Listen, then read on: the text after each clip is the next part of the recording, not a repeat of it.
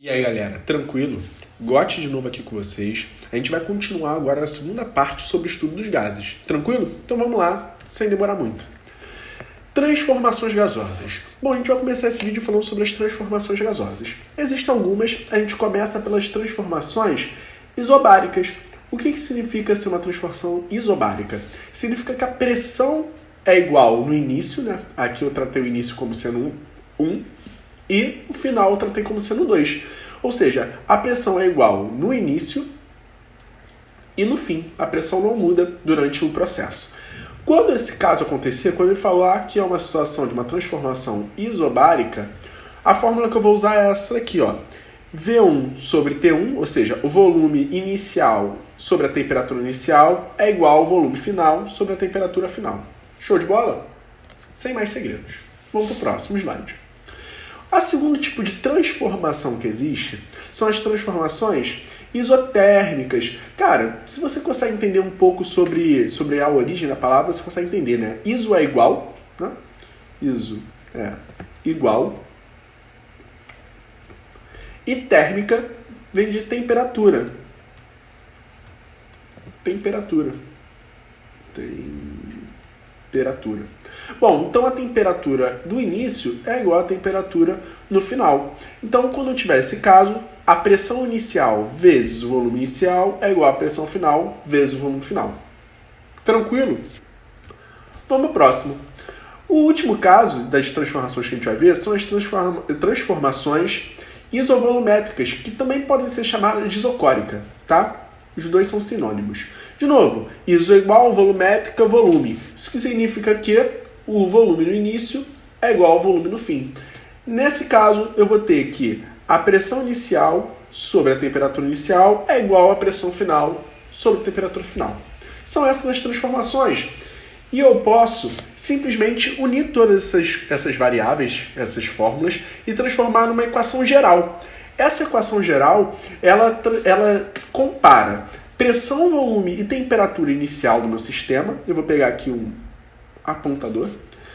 Ela compara a pressão e o volume inicial do meu sistema sobre a temperatura inicial com a pressão e volume final sobre a temperatura final. P1, V1 sobre T1 é igual a P2, V2 sobre T2. Show de bola? Essa fórmula aqui, ela é a união do que a gente já viu.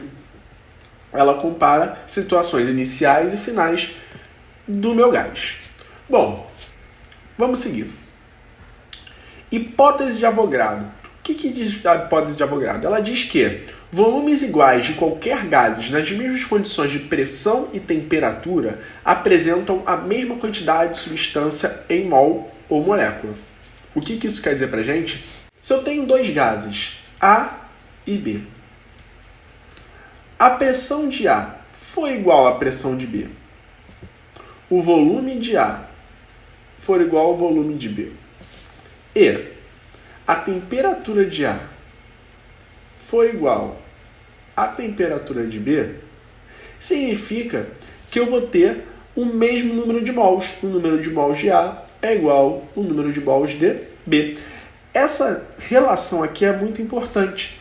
Por quê? Porque a gente está falando dos gases ideais, cara.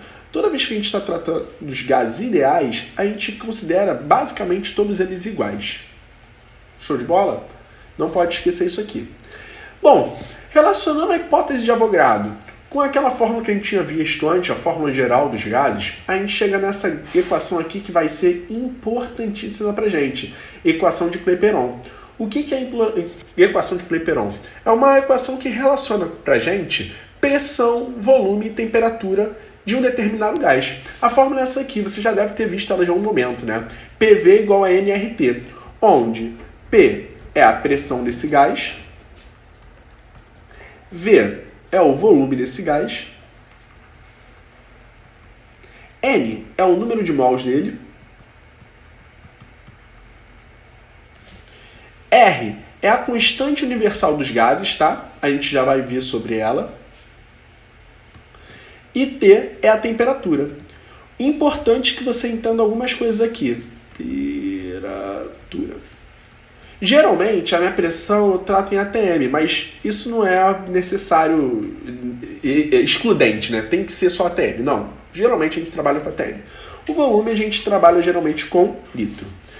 Quando eu tenho essas unidades aqui, eu tenho uma unidade específica de R, certo? Eu tenho um valor específico que você conhece, que é 0,082. A gente vai ver isso daqui a pouquinho.